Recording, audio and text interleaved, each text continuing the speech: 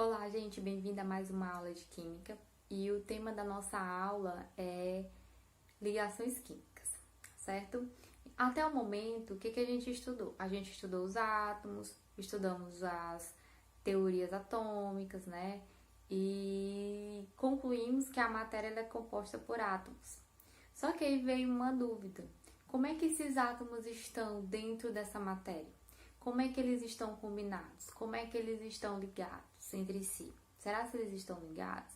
Então, houve a necessidade de desenvolver modelos que descrevessem, né, que mostrassem como é que esses átomos estão dentro da matéria.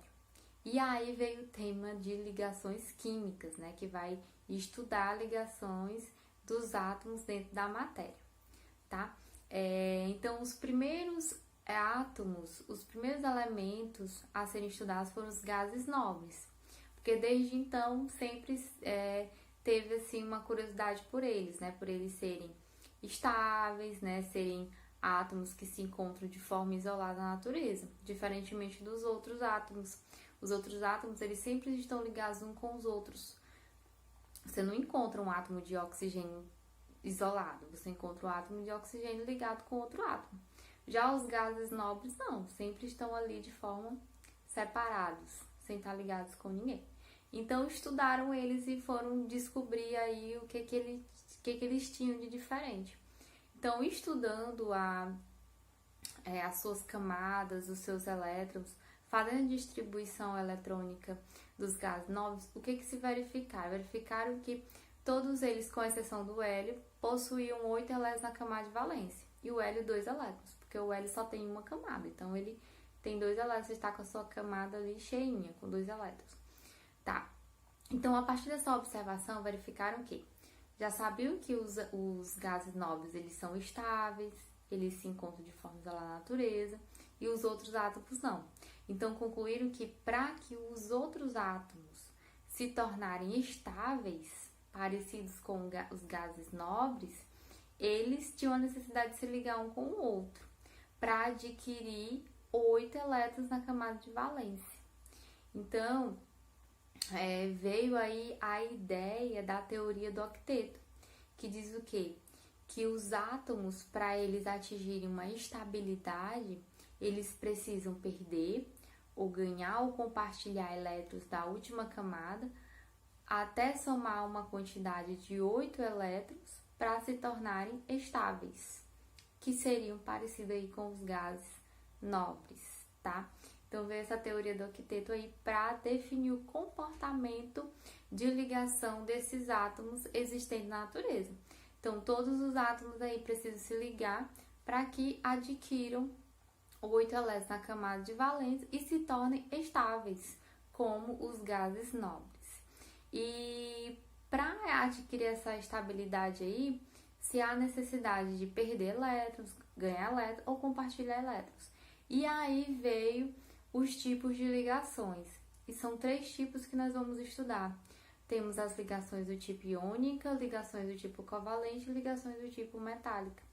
As ligações do tipo iônica, que é o que nós vamos estudar hoje, é quando eu tenho átomos aí na ligação, em que um perde elétrons e o outro ganha elétrons. Quando ele perde elétrons, ele se transforma em um íon positivo, chamado de cátion. Quando o átomo ganha elétron, ele se transforma num íon negativo, chamado de ânion. Ocorre entre quem? Em quais elementos da tabela periódica?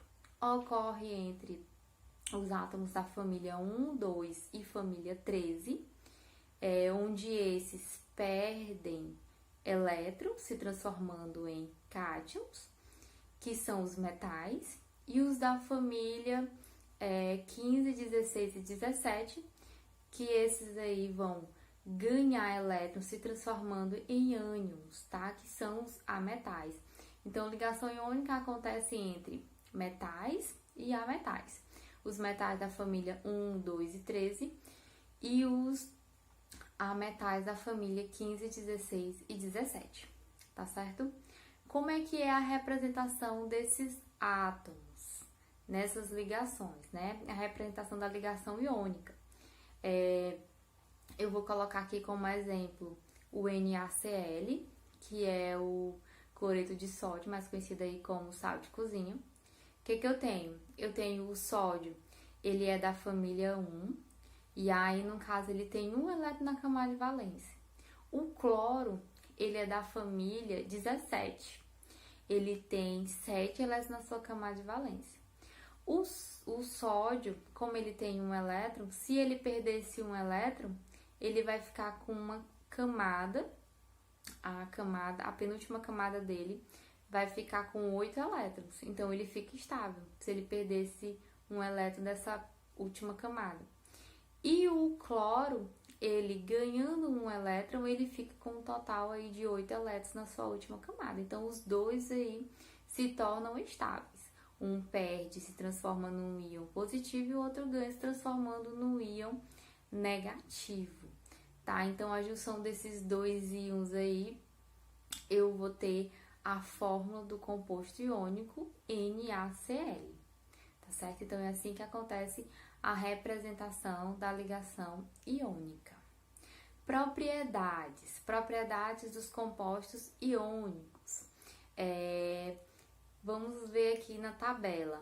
Na tabela diz que os compostos iônicos, eles apresentam estado físico à temperatura ambiente, a maioria é sólida. Temperatura de fusão, apresentam altas temperaturas de fusão por causa da forte atração eletrostática entre os íons. Condução de corrente elétrica na fase sólida, não conduzem corrente elétrica na fase sólida. Condução de corrente elétrica na fase líquida, conduzem corrente na fase líquida. Condução de corrente elétrica em solução aquosa, conduzem em corrente elétrica em solução aquosa.